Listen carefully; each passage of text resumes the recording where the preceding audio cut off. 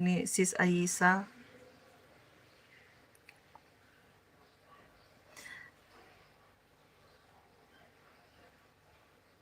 Ay, iba pala yung iba pala yung ibig kong sabihin na nakita ko rin. Na yung mag-asawa, tapos yung assistant ba yun? Doon naabutan ng legal na asawa na yung mister niya saka yung babae nasa higaan talaga. Iba din yung sa'yo. Yung na marites mong nasagap mong marites. Iba pala. Iba pala yung sa akin. Yung dalawang Pinay nangati daw. Tapos yung dalawang binata alaga. Ha?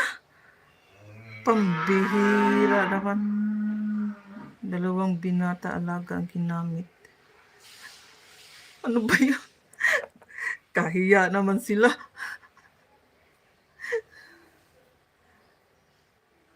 Iba pa nakita ko lang ngayon sa kabila. Ano ba yung mga alaga lang binata? Malaki-laki na, mga teenager na ba? Ganun. Nasa 18, 20s. Kasi pag mga nasa ano yan, mga Middle East, ganyan. Ay mga ano din yan. Mga higal, mga mahilig. Kahit bata pa. Talagang hindi sila uurungan. 12 and 14 years old yata yung dalawang alaga. Ay!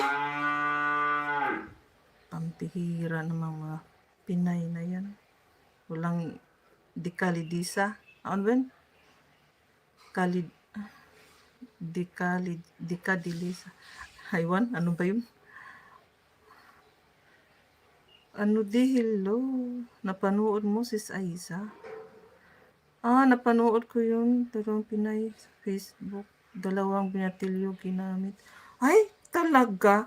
Sino mang nag-video sa kanila? Kasama rin. E di ano ngayon mangyayari? Kasuhan sila. Nirape nila yung alaga. Di ba nalaisip yun? Mga baliw din talaga yung mga kapwa natin. No? Pinapa-iral yung mga kati-kati.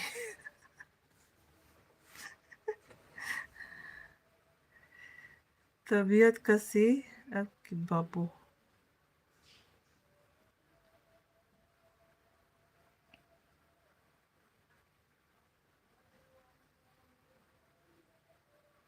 Grabe nga, nakakahiya.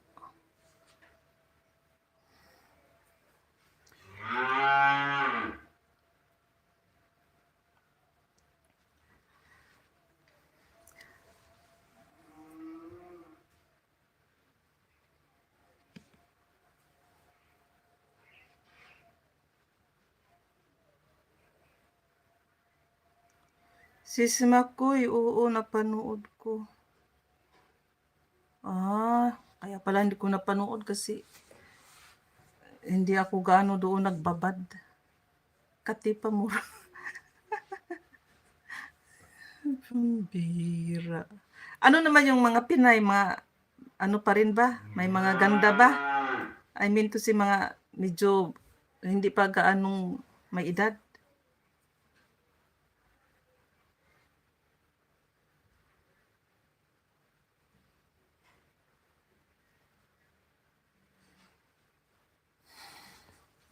Okay, ako yung magtatapos na.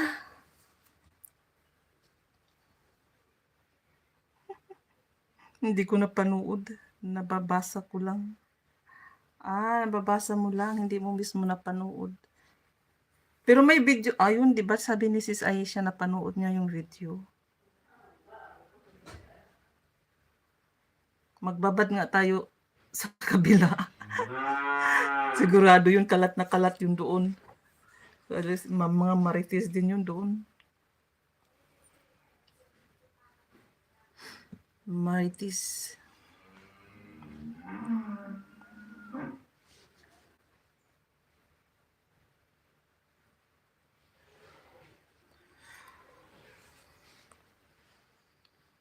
Okay, Maricoy, Kat, Sis Ayesa, Sis Anostri, sino pa nandito? Magbasa pala ako ng tapon.